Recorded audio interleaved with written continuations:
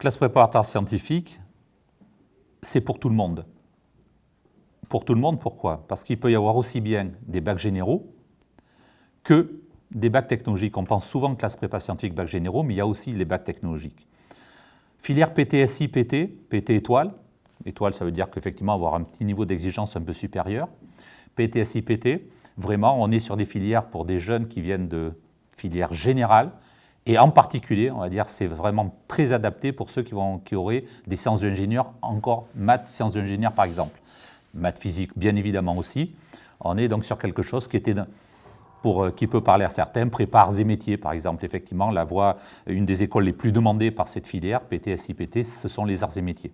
Avec encore une fois, bon, bien sûr, toutes les autres écoles de tous les groupes.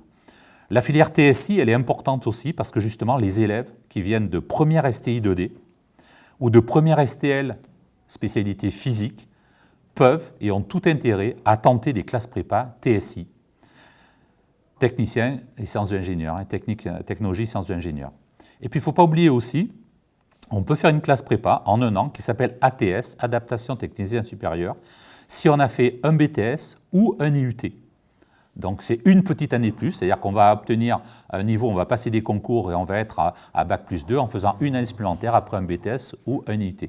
Donc pensez, les jeunes, ces 3 voies sont des voies un peu différentes, encore une fois, et en résumé, TSI, ATS pour des élèves notamment, encore une fois, STI 2D, STL, spécialité physique, et PTSI, PT, bien sûr, sur la filière générale. Voilà ce qu'on peut dire sur ces filières.